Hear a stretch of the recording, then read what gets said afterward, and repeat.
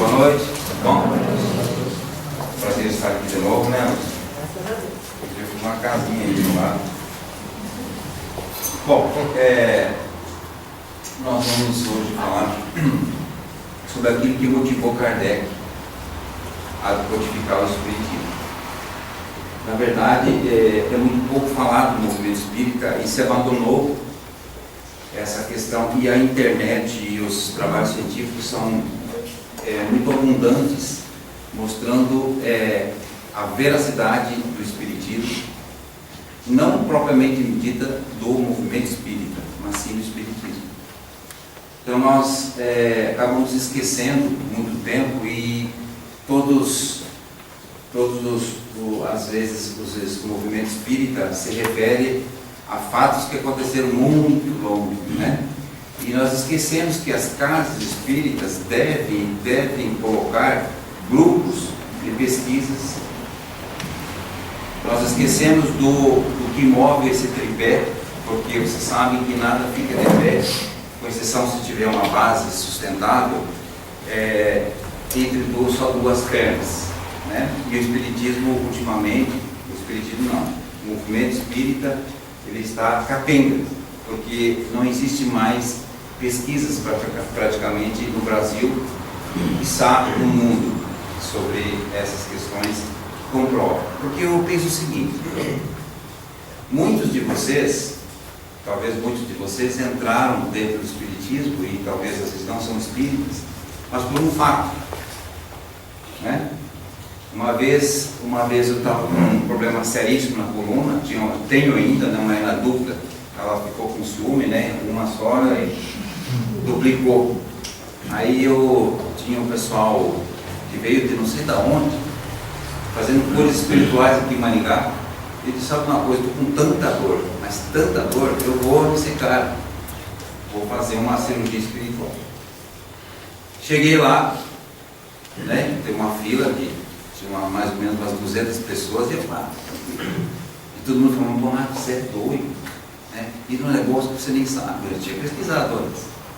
E chegava, o cara me botou para frente assim, me enfiou uma faca nas costas, e em 15 minutos, até hoje, 90% dessa dor que eu tinha acabou, né? O que aconteceu no meu inconsciente? O que trouxe isso para mim? O fortalecimento da doutrina espírita. Então, o fato espírita não está dissociado da ciência, ou melhor, da filosofia e da religião, tá? Então eu vou trazer um pouco desses fatos espíritas, para que vocês possam me ajudar a nós concluirmos no final. Muitos de vocês que são espíritas, ou os que não são, sabem que o Espiritismo tem como base o tripé: religião, ciência, filosofia. Sem um desses, o Espiritismo não pode coexistir. Então, nós temos que ter ciência, filosofia e religião. E aonde está a ciência em nossos dias? Sempre. Eu acho que tem muito pouco. Você vai no centro de Maringá, você percebe que não tem grupos de pesquisa, né? Nós estamos querendo instituir lá na Casa Bezerra de Menezes um grupo de materialização, de estudos, e vamos conseguir. E eu acho que todos os grupos têm que fazer isso. O primeiro passo, eu vou falar para vocês, a primeira ideia seria ver a questão da religião. Nós sabemos que a religião é como poder. Então nós sabemos que os nossos avós, quando acontecia alguma coisa familiar, o que eles faziam? Eles iam falar com o padre, não era isso? Antigamente? Claro, eles iam falar com o padre, porque era o padre que decidia o que era para fazer, né? Os nossos avós. Então antigamente era assim, na Idade Média, a estrutura do pensamento estava condicionada à escolástica, ou seja, é aquilo que a religião fala, é o que é assumido. Um movimento filosófico, religioso, e tudo se submetia aos princípios da religião. Então, se eles estavam separando, o padre falava: você não vai separar? Não pode, porque Deus não permite. Aí não havia separação. Se a mulher apanhava do marido, o marido apanhava da mulher, não interessava, porque era a religião que mandava, era a escolástica que mandava. Havia tamanha ingerência da igreja nas questões sociais, políticas, econômicas, que qualquer desvio da ordem estabelecida, muitos acabavam pagando com a própria vida de tal heresia. Tanto que, se você era um herege, lá naquela época você era mandado para o corpo, etc, etc. Entretanto, as coisas se modificam e a verdade acaba por vencer o erro da ignorância, né? E aí vem um exemplo claro de um cientista religioso que teve a capacidade e a ousadia de dizer assim: olha, gente, nós não somos o centro do universo. Nós não temos a Terra, o Sol gira em volta do universo. É o contrário. Nós giramos em torno do Sol. Meu Deus do céu. Falar isso naquela época foi um sacrilégio, porque a religião dizia que não podia. Veja só que interessante. Galileu, em 1609, aprimora o telescópio e conseguiu visualizar muito mais do que qualquer pessoa do que estava distante. E o Santo Ofício contrapunha: o telescópio poderia com efeito revelar coisas inacessíveis à vista desarmada. Então, o telescópio simples que o Galilei fez, nós podíamos ver as estrelas, podíamos ver os planetas de certa forma, né?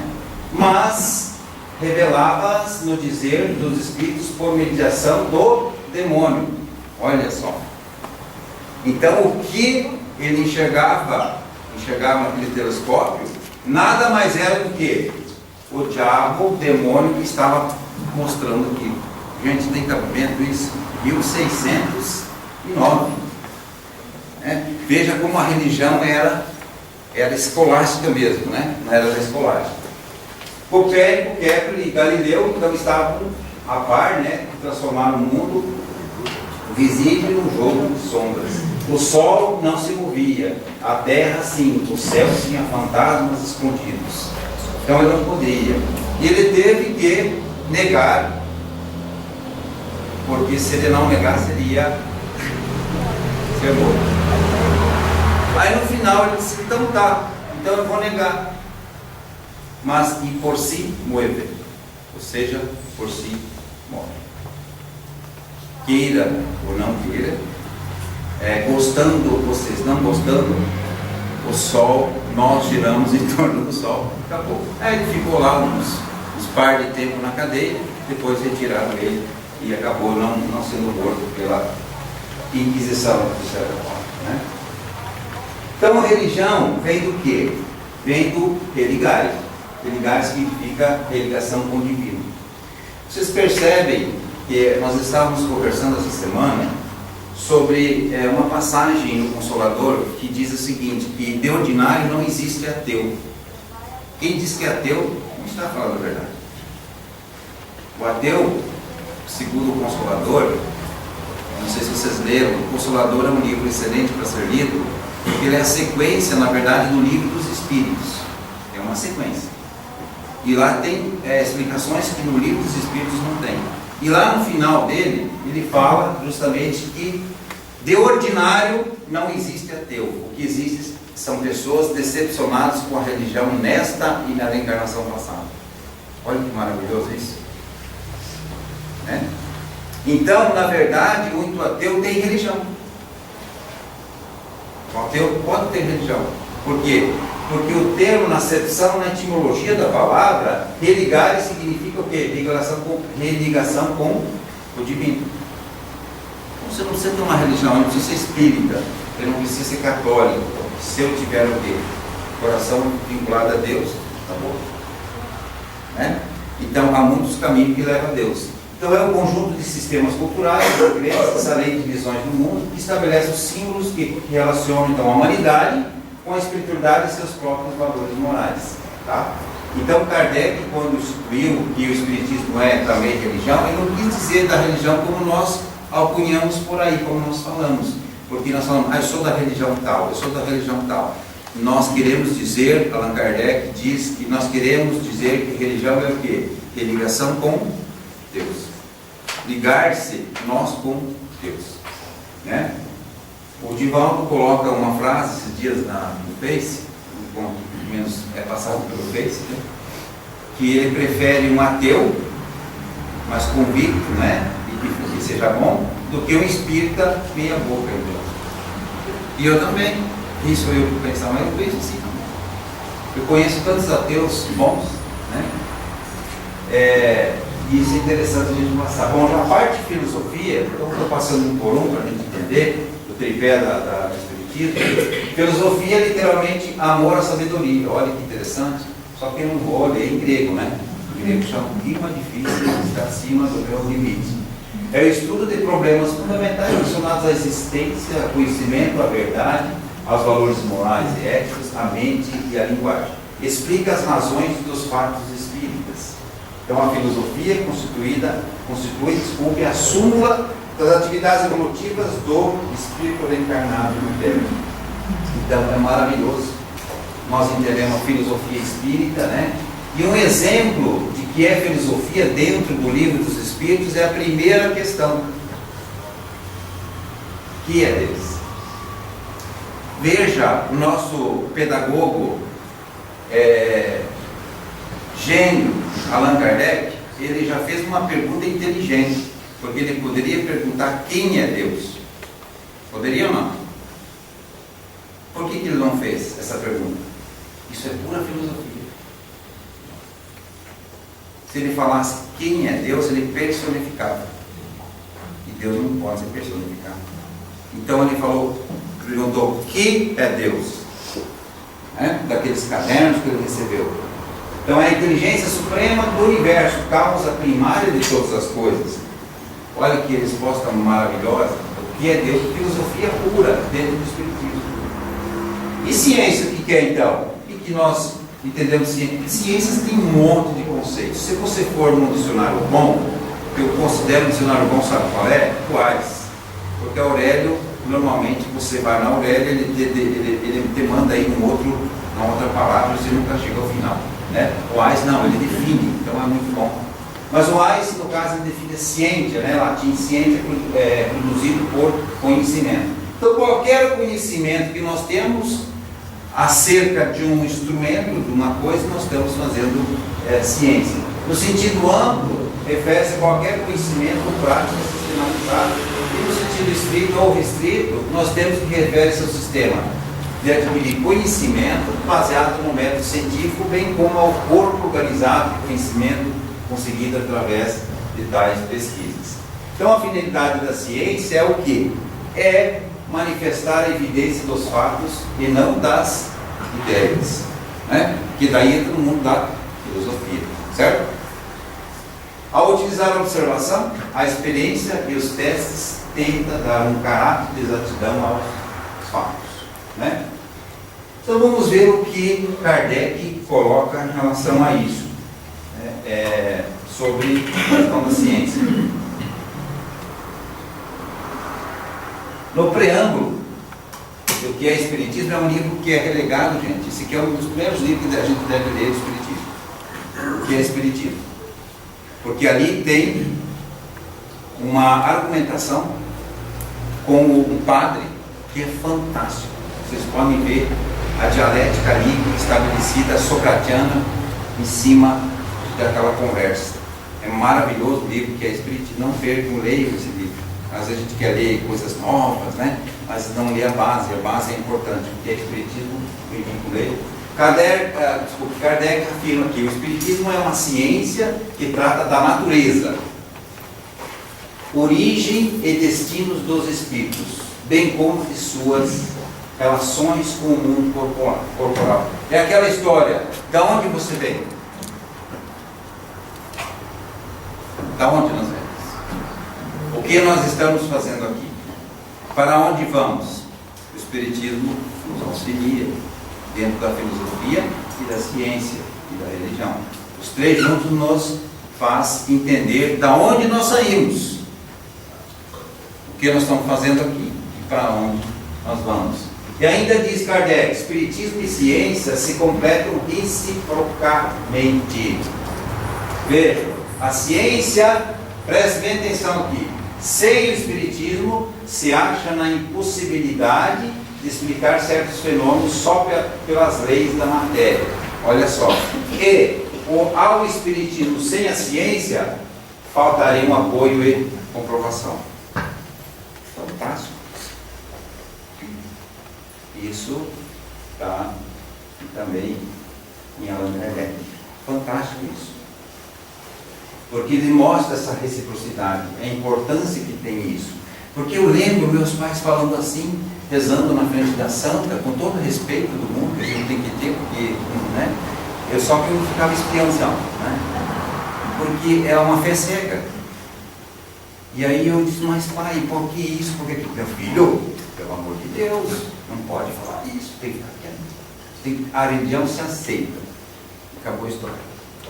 Eu apanhei umas 2, 3 vezes por causa disso, né? Não me importa muito, nem chegou a dar muita bolha, né? Mas é verdade, na época nós não podíamos explicar, né? Não falar nada, e a briga que eu tive com o padre lá, porque eu queria comer a hóstia, né? E não queria me dar a hóstia, e assim por diante, né? Então Kardec e a ciência, o estudo das leis da matéria tinha que preceder o da espiritualidade. Então por que o espiritismo veio só em 1800 e pouco, e não antes? Vejam só a explicação de Kardec. Então, o estudo das leis da matéria tinha que preceder, vir antes o da espiritualidade, porque a matéria é que primeiro fere o quê? Os sentidos. Então, se não viesse antes, como é que eu ia ter o espiritismo, os fenômenos espíritas, ia ser tudo abordados, né? Então, se o espiritismo tivesse vindo antes das descobertas científicas, teria abordado, como tudo quanto surge antes do tempo. Evolução em Dois Mundos, por exemplo, o André Luiz coloca, em 1954, quando não se sabia isso, que o átomo era divisível. Meu Deus do céu! Aqueles espíritos lá tudo doido. Lógico que é, né? Nós sabemos que o átomo é divisível. Okay? Hoje nós sabemos. E o fenômeno espírita. O balde do grande síntese da bota aí, 35. É, verdade. 35 ele já fala também. É o mal que coroa tudo isso, né? Um nível um pouco maior, talvez, né?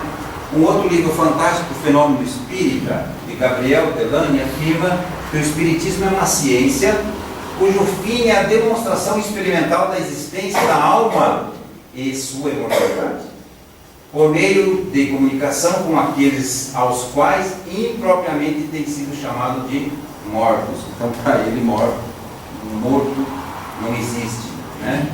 Então, na questão da ciência, a Gênese, capítulo 1, 55, Kardec afirma ainda: caminhando de par a par com o progresso, o Espiritismo jamais será ultrapassado. Por quê? Porque se novas descobertas lhe demonstrassem estar em erro acerca de um ponto qualquer, ele se modificaria nesse ponto. Se uma verdade nova se revelar, ele a aceitará. Veja, a humildade que Kardec teve. Porque a gente vê, muitas vezes, as pessoas falando: ó, se você não for da minha religião e não entender o que eu entendo, você não vai ser sábio. Eu já vi muitas vezes isso aqui, né? Não é uma fofoquinha espiritual, não. Eu já vi muitas vezes isso. Olha o que Kardec fala. É fantástico isso. Porque se um dia a física quântica mostrar que os fótons conversam com nós, como normalmente conversam, o que nós temos que fazer? Se isso é o conhecimento universal, nós temos que aceitar. Ou seja, dentro do Espiritismo, o Espiritismo deve incorporar. E vou fazer uma pergunta bem complicada para vocês saberem. O que o Espiritismo tem absorvido? Diante de toda a modernidade que nós temos aí, quase nada. Por causa do movimento espírita, né? Então o movimento espírita deve se atualizar muito. Não se atualizar no mau sentido, mas se atualizar em algumas coisas que a ciência já provou, né? E que na época de Kardec ele não podia e nem tinha condições de falar naquela época, né? Ok? Muito bem. Então nós vamos agora para os fenômenos. Quais os fatos então, que abalaram o mundo? Quais os fatos que trouxeram uma certeza de vida após a morte? Um dos fatos mais relevantes do nosso planeta Terra foi esse fenômeno que aconteceu naquele distrito de Hydesville, na aldeia norte-americana do estado de Nova York, com as irmãs Fox, Kate, Leah e Meg, né? Essas três pessoas aí, elas começaram a ouvir espíritos, ou um espírito batendo, chamado esse fenômeno que acontece de batida, é chamado tipologia, que Allan Kardec classifica, ou movimento Hertz, né? Que são batidas. Essas irmãs começaram, e todas elas estavam com medo, mas essa Kate aqui tinha mais coragem, e ela começou a dizer o seguinte: será que não é um espírito? O que ela fez? Ela simplesmente começou a fazer perguntas. É você que está aí? Aí ela batia 1 para sim, 2 para não, né? Diz, vamos combinar. E ela, vamos falar, se for espírito, nós vamos ter a resposta. 1, uma batida, 2 batidas. O que acontece? Você é um espírito? Bom, sim. Aí começou toda a série. Então já vieram muitas pessoas, começaram a visitar a casa, e eles começaram a fazer perguntas, e aí naturalmente começaram a entender que a vida existia após a morte. E isso nos Estados Unidos. Tá? Então foi o primeiro assim, fenômeno mais cientificamente estudado que aconteceu com essas três meninas aí. Na verdade, era um espírito, ou seja, um encarnado que foi morto por um inquilino anterior. E esse inquilino matou e enterrou numa adega profunda. E o espírito ficou ali. E eles entraram numa casa, era inquilino também, e já tinha um inquilino, na verdade. E aí o inquilino começou a bater e dizer, eu estou aqui. Daí começaram todas essas histórias, e muito isso aqui foi documentado nos Estados Unidos, foi muito professado, tal, estudado, etc. E não só elas, mas todas as pessoas, vizinhanças, o pessoal de Nova York, vinham ali, e elas respondiam. Mas respondiam assim, tudo o que ele sabia, ou seja, quando ele estava vivo, ele conhecia algumas pessoas dali. Então, quando perguntava alguma coisa que ele sabia, ele respondia. Quando ele não sabia, ele não respondia. Então, aí, inclusive, ele indicou o lugar onde estava o esqueleto dele, que era na adega. Depois encontraram o esqueleto do amigo lá, do inquilino, né? O inquilino desencarnado. Então, 5 anos após o ruído de Hydesville, havia aproximadamente 30 mil médios. Vejam assim, como é importante o fato, o fenômeno. Tá? Muitos espíritas falam assim, mas o fenômeno não é importante. É importante, veja só. 5 anos depois, o ruído dessa distrito aí, havia aproximadamente 30 mil médicos profissionais e amadores, só nos Estados Unidos da América. Em 1854 havia já 3 milhões, né, de adeptos na América e em dezenas de milhares de médicos. Está vendo como é que é interessante? E a gente abandonou tudo isso. E aí tem Allan Kardec, né, nas mesas girantes. Aí vem Allan Kardec com as suas mesas girantes. E na verdade Kardec era cético, era profundamente cético. Você sabe que era um pedagogo, mas era um dos caras que mais conhecia sobre magnetismo na Europa. Ele era um estudioso do magnetismo. Aí Allan Kardec, convidado a uma dessas sessões, ele diz assim, não acredito nem duvido, desde que me prove o contrário. Ou seja, estava totalmente desacreditado do que estava acontecendo lá. Aí as mesas girantes, ele foi convidado para algumas sessões, estava a ponto de os abandonar, quando lhe remeteram 50 cadernos de comunicações diversas recebidas durante 5 anos e lhe pediram que a sintetizasse. Assim nasceu o Livro dos Espíritos. Sabe por quê? Por causa dos fatos. Por causa dos fatos espíritas. E aí o que aconteceu? Ele percebeu que a partir de 50 cadernos havia uma universalidade do conhecimento. Ou seja, a pessoa lá de trás era um médium, fez uma pergunta e respondeu. A outra aqui, em outra parte do globo terrestre, respondia em consonância. E aí ele percebeu que existia algo realmente diferente. E que não era só a vida na Terra, que realmente respondia por aqueles cadernos.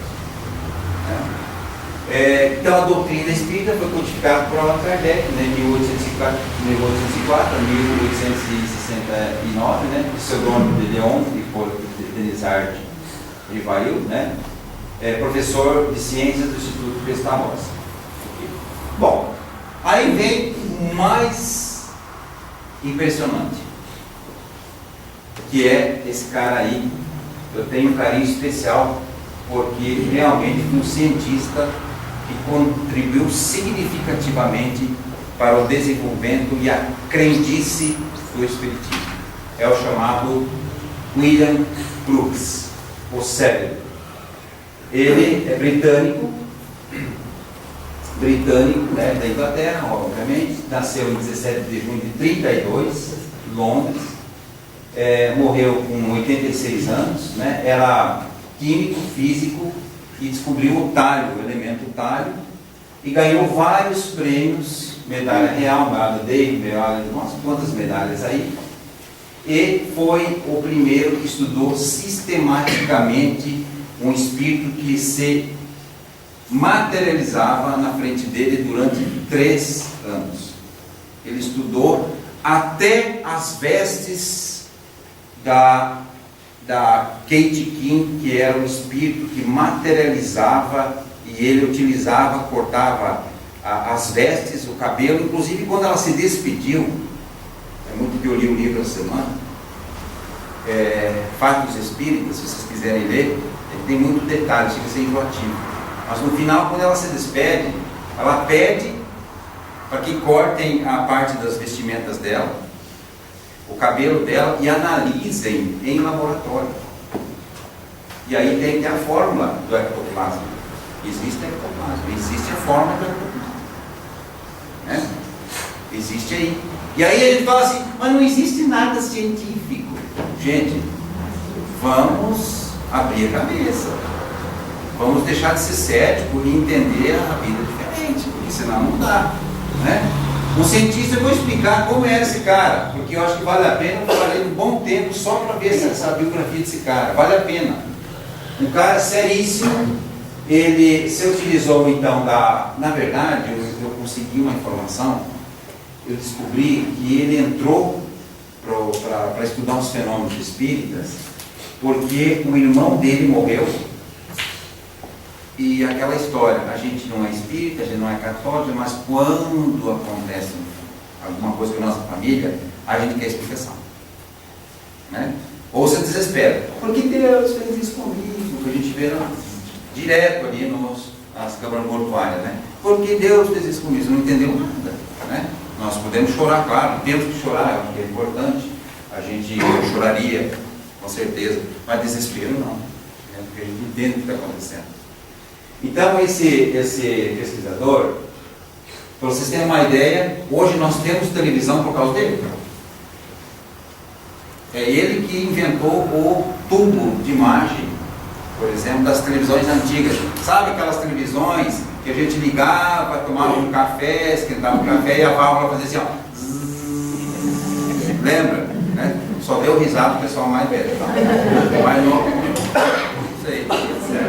Eu lembro que o pai ligava a televisão e o pessoal da vizinhança vinha, né? Ele ligava e só, eu esperar aqui daqui 1 hora, né? Aí, aquele tubo de imagem só existe por causa do William Crookes.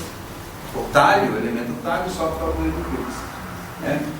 Então, aos 20 anos, publicava interessantes memórias sobre a luz polarizada. Ele já naquela época sabia que a luz era composta de um espectro de várias cores, né? Então foi um dos pioneiros a estudar isso. foi mostrando um dos melhores químicos da Inglaterra. Então não é uma porcariazinha, né? Não é um bonado da vida, não. Em 1855 assumiu a cadeira de Química da Universidade de Chester, né? Em 1974 construiu esse espectroscópio, que é muito interessante, que é um sistema que ele coloca num bulbo, um semivácuo, e aí a própria luz que incide, o fluxo fotônico faz com que haja um movimento lá dentro. Muito legal. Isso é usado hoje com calor humano também, o calor ele gira lá dentro. Então ele que desenvolveu tudo isso, descobriu um novo tratamento para o ouro, descobriu o elemento talho em 61, a rainha da Inglaterra, a Vitóriazinha que está aqui, ó, o nomeou com o mais alto título daquele país chamado cavaleiro. Eu não sabia se era cavalheiro, eu fui procurar até que achei, que é cavaleiro, né? Cavaleiro. Em abril de 1876 aconteceu pela primeira vez a materialização do espírito Kate King, estavam presentes então a mãe, alguns irmãos e seu criado. Então essa aqui é a Fox, que é a médium, nada a ver, né? Olha só a diferença. E aqui a Kate, que é materializada.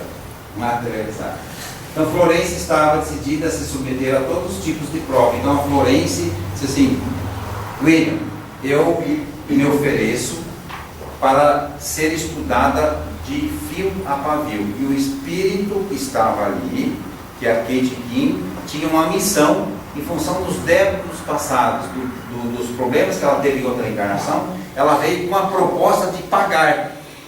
E ela foi para outro lugar, depois foi para outro planeta, na verdade. Ele descobriu depois com a literatura. Mas ela veio e ela sofreu muito, porque materializar não é uma coisa fácil, né? Não é uma coisa tão fácil assim. Florence estava decidida a se submeter a todos os tipos de prova, e após 3 anos de exaustivos trabalhos de materialização, sua missão é cumprida, né? Então, os estudos de olhando fluxo e movimento de corpos à distância, alteração de pesos de corpos, levitação. Então, ele tinha trabalhos com levitação, ou seja, a capacidade que a pessoa tem de sair do chão, né? Tem, inclusive, teoria para isso. Aparência de objetos luminosos, aparência de figuras fantasmagóricas, aparência de escritas sem intervenção humana e circunstâncias que sugerem a atuação de uma inteligência externa. Então está aqui ele, inicialmente ateu e cético, então ele não acreditava em nada. Está vendo como os ateus às vezes são mais importantes, né, nesses processos? Sentiu-se atraído pela materialização a partir do ectoplasma. Então nós vamos falar um pouquinho do ectoplasma. O que é ectoplasma? Quem não sabe, tá? Então é representante do movimento científico da sua época, pediu licença primeiro para 3 meses. Ele disse: olha, é o seguinte, eu vou pedir licença. Ele fez um monte de coisa na química, eu vou pedir licença para estudar fenômenos espíritas. Pegou 3 meses. Aí o que aconteceu? Não aguentou, ficou anos, né? Ficou anos. Aí a cargo de estudo desses trabalhos.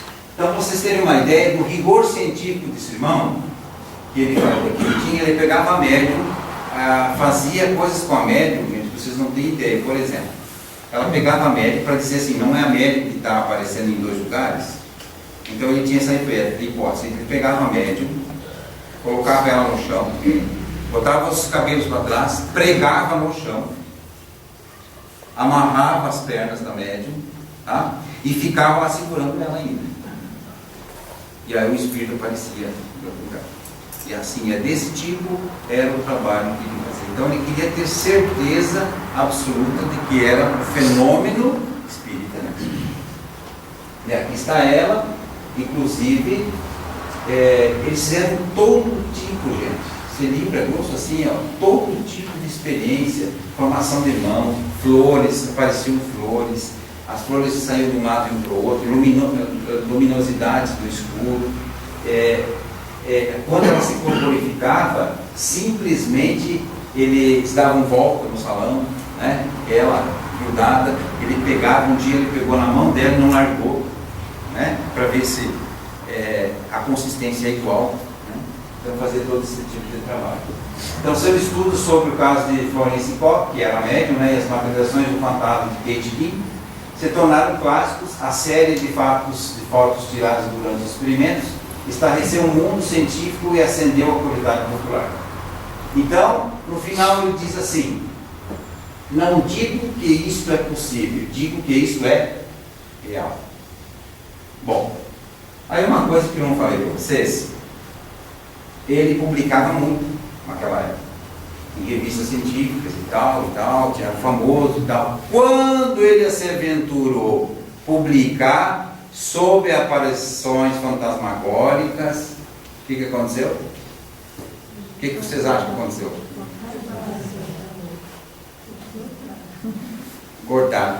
Daí não era mais William Crookes. Já pensou, ele deu um problema no William Crookes lá e tal, ficou doido da cabeça, né? Mas ele não deu um passo para trás, não.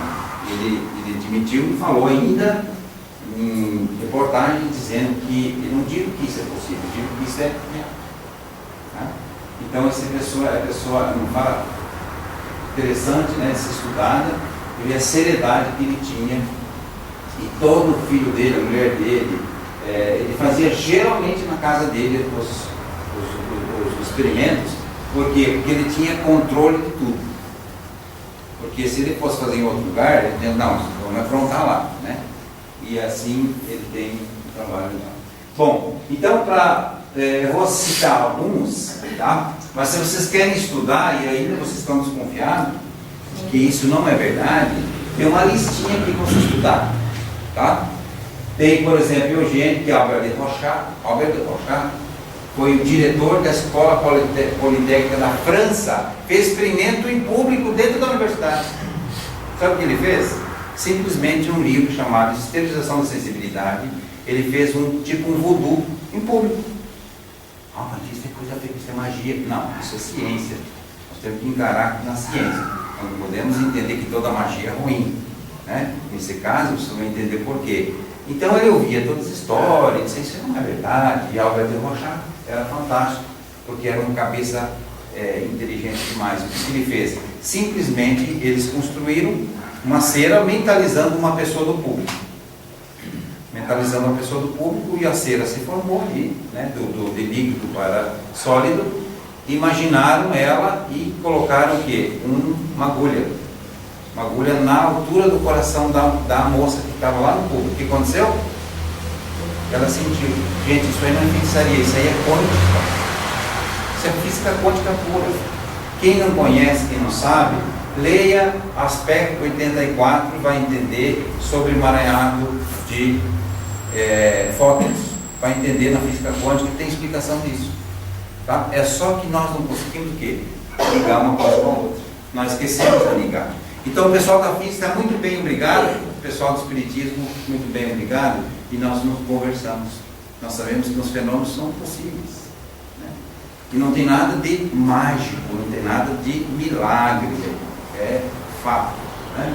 E eu não vou contar a história de todos, né? Porque senão aí nós vamos ficar a noite inteira aqui. Mesmo porque também não sei, né? Então, nós temos várias outras aqui. Aksakov, eu estudei muito ele, Animismo do Espiritismo, tem volume 1, volume 2.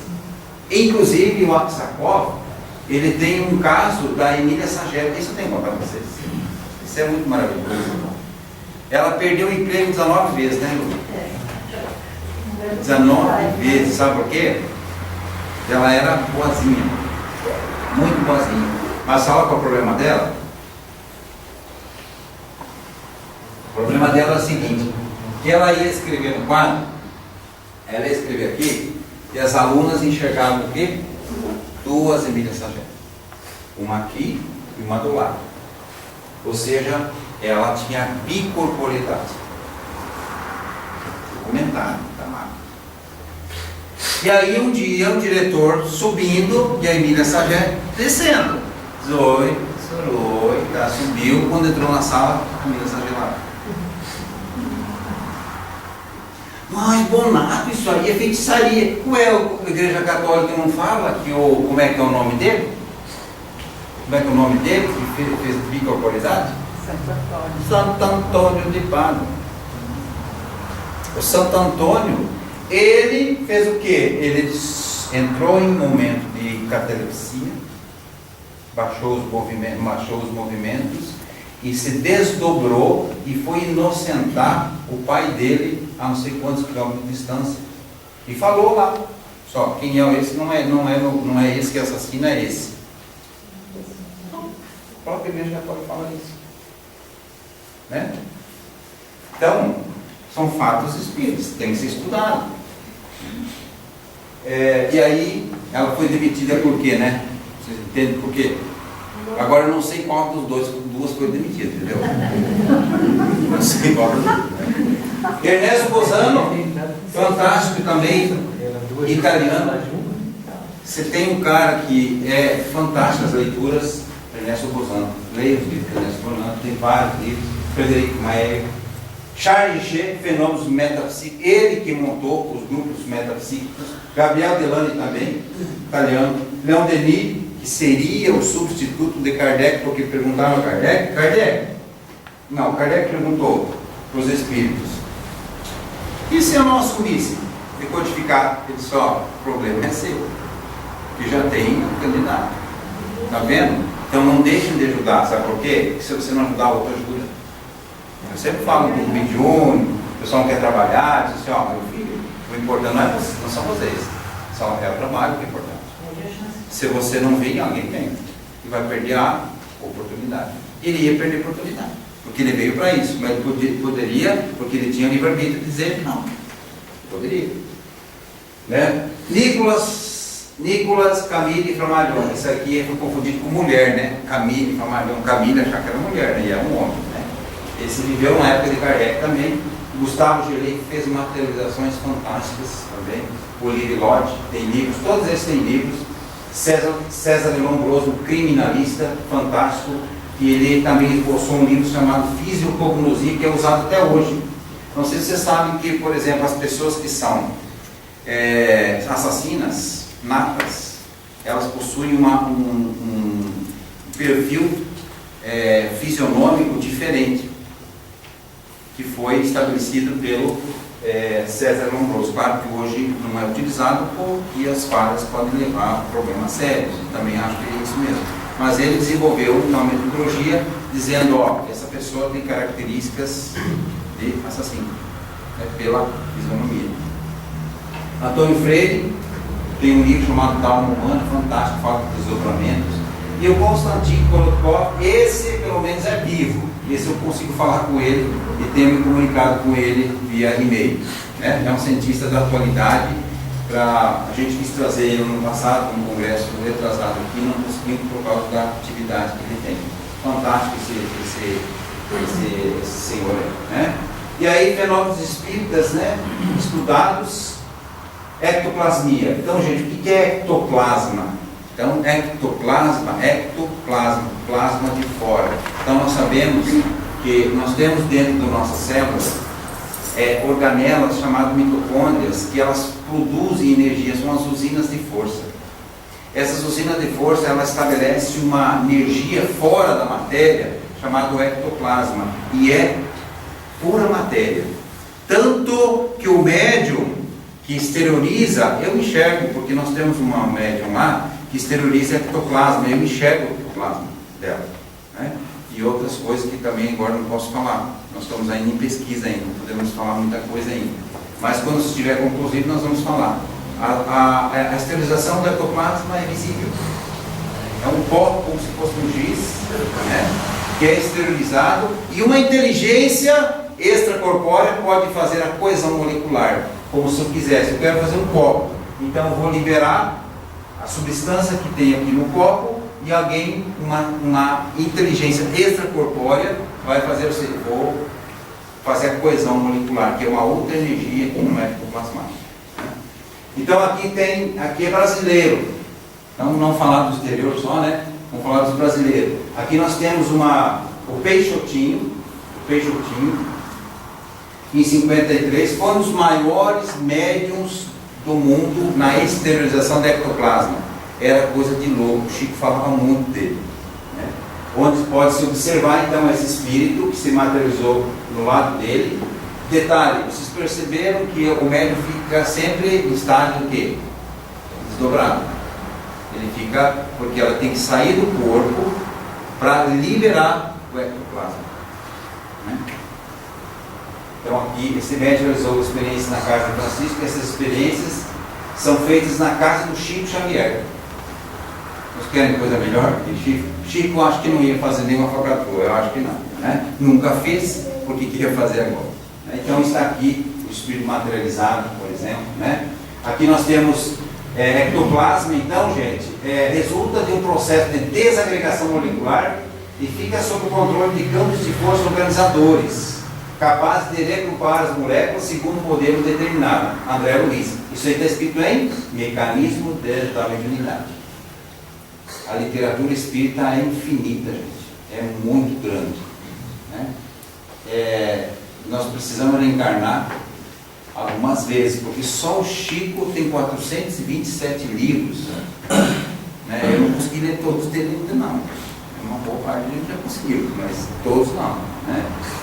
Então, nós temos aqui, ó, olha aqui uma mão, ó, veja, que é ectoplasma. Exames bioquímicos confirmam a presença de proteínas, olha que legal, proteínas, aminoácidos, lipídios, minerais e água em abundância, mas não tem açúcares. Interessante, não tem açúcares. Já gostou, né, Rose? Já deve pesquisar, né? Então, a ectoplasma é a substância formada por recursos da natureza. Olha que legal isso aqui. Originada dos tecidos vegetais, também tem ectoplasma. Uma coisa que dentro do movimento espírita está equivocado. O pessoal fala que ectoplasma só o ser humano tem. Não, senhor. Nós temos plantas, tecidos vegetais, chamado ectofiloplasma, origem animal ectozooplasma e de origem mineral ectomineroplasma. Todos têm plasma. Tá? Hernani, olha quem é esse cara aí. Pesquisador fantástico, elogiado por Chico, um dos maiores pesquisadores espíritas no Brasil. Hernani. Inclusive, ele queria saber a constituição do perispírito. Quando chegou do outro lado, ele conseguiu entender muitas coisas, né? Que aqui ele não entendeu. Ok? Então, aqui tem mais alguns fenômenos, né? Que está constituído por restos de tecidos, que é a mesma coisa. Olha aqui, uma seção onde a substância está saindo. Aqui nós temos também, aqui também é só um outro, olha, nada a ver com ele, falou a mesma coisa. Isso é chamada universalidade de conhecimento. Um cara lá da Varsóvia fala uma coisa, um cara lá do não sei onde outro. Isso é interessante. Olha, mesma coisa. Gorduras, células tipicamente orgânicas, não foram encontrados amilácidos e açúcares. Está vendo? Provavelmente não ia ter diabetes, né? Porque não tem açúcar. Olha aqui a fórmula molecular do ectoplasma. É isso aí. Está aqui, ó. Tem até enxofre, é o Chons, né? Que a gente fala na biologia lá, né? Chons. E aqui nós temos outro famoso também, Charles Richer, que olha só como é que era o delineamento deles. Eles prendiam o médico. Está olhando aqui, ó. Olha aqui, o médico está totalmente preso na cadeira, cheio de fita, para não ter angústia.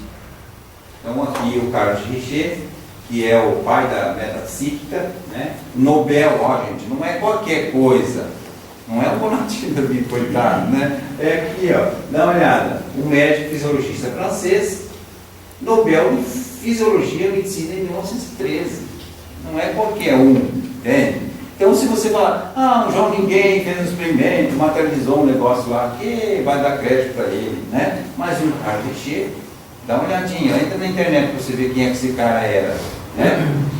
Então, é isso. E ele descobriu um monte de coisa, terapia, anafilaxia, que é uma reação alérgica, né? E laureado, né? E depois também, ele foi um cara que disse, ó, espiritismo não.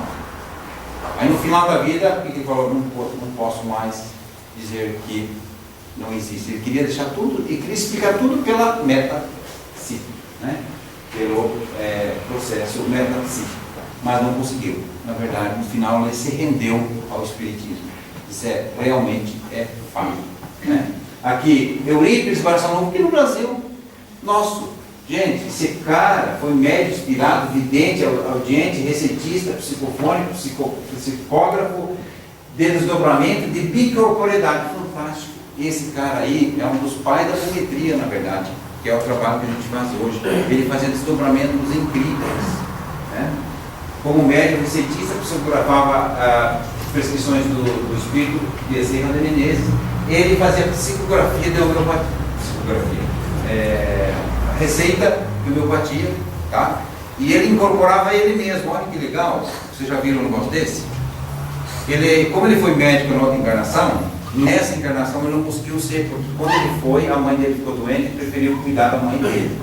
E aí ele não foi médico, só que o que ele fazia? Ele desdobrava, ele acessava o cabedal do conhecimento dele, do mental dele, e ele fazia todas as receitas e cirurgias, pequenas cirurgias que ele fazia, do próprio ânima, ou seja, do animismo dele mesmo.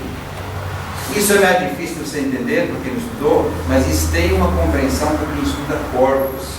Nós não somos constituídos de um corpo só, nós temos mais que um corpo. Isso o budismo já fala, a filosofia já fala, o espiritismo está acordando para isso, porque estava dormindo faz muito tempo, né? Aqui, quem não já ouviu falar desse cara aqui?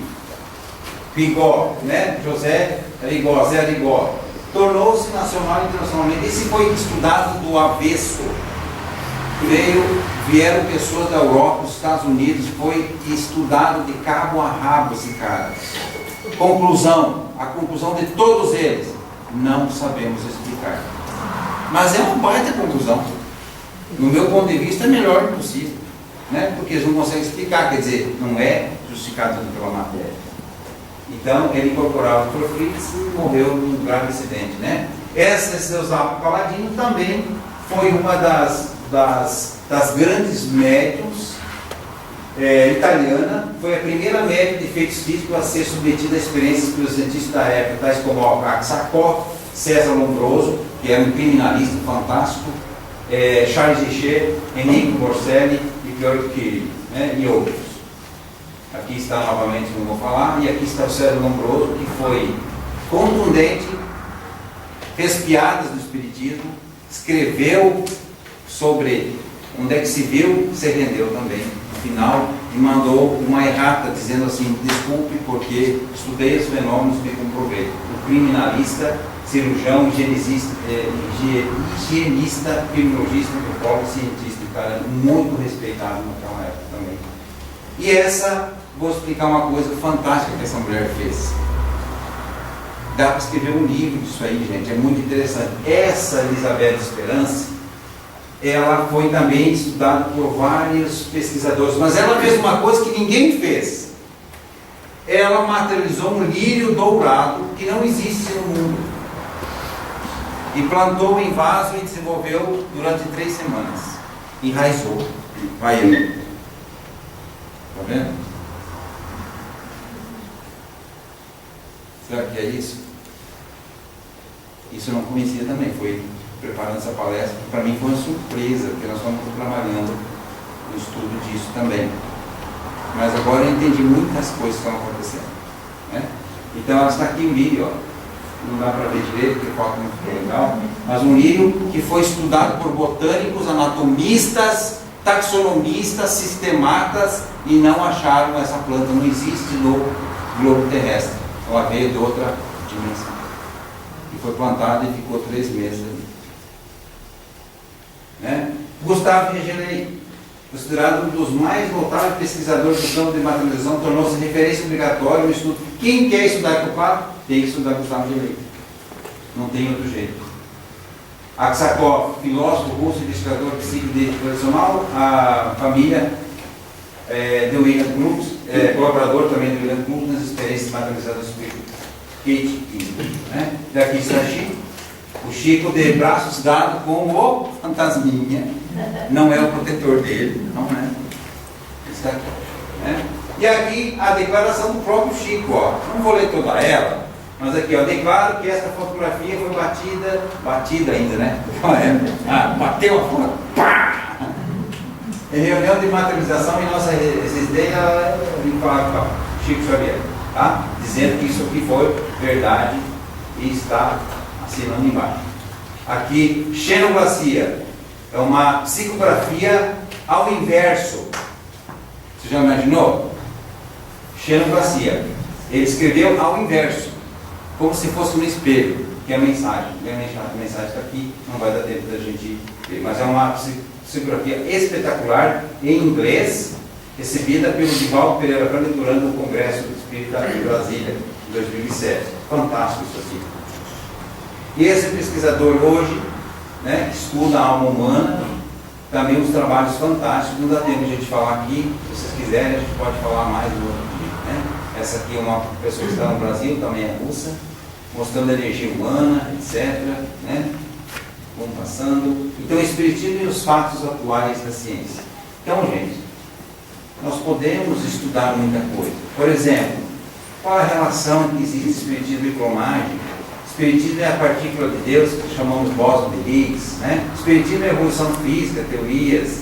Espiritismo é os fenômenos de cura, Espiritismo é os fenômenos mediúnicos. Espiritismo é a reencarnação. Vejam só isso, só para terminar. Ian Stevenson, esse cara não é espírita. Olha o que ele estudou. Vejam aqui. Observem. Marca de nascença causada por um suicídio por faca em reencarnação passada. Não é dessa vida. A criança tem uma anomalia física e ele pesquisou por A mais B, está lá o livro. O cara é fantástico. Como ele faz a pesquisa é uma coisa fora do comum. Então aqui está, por exemplo, a marca de nascença. Aqui está a marca de nascença na cabeça correspondente ao ferimento de bala de saída de uma outra encarnação também, não dessa. Olha aqui. Marca de nascença aparentemente correspondente à bandagem cirúrgica em torno da cabeça. Não dessa encarnação, da outra encarnação. Tem um livro, né? Marca de nascença, olha ela bonitinha do DNA, ó. Corresponde à cicatriz de queimadura da personalidade anterior. Aqui. Anéis de constrição em perna correspondente a marcas feitas por cordas em personalidade anterior. Então, resumindo, gente, estou já avançando a hora, eu não gosto de fazer isso. Então, ciência nas casas espíritas hoje, né? Vamos estudar o que está sendo feito, estudos da mediunidade, dos passes. Será que estamos estudando para dar um bom passe? Será que a mediunidade que estamos exercendo é uma mediunidade segura, estudada, compreendida, né? A purificação da água, entre outros, né? E aí, para terminar mesmo, eu coloco aí: religião nos liga a Deus, filosofia nos explica as razões da existência, ciência nos liga a Deus pelo entendimento dos processos evolutivos, nos responde as perguntas com base sólida. Portanto, os fatos espíritas são importantes para o contexto do nosso tripé. Obrigado. Deus abençoe.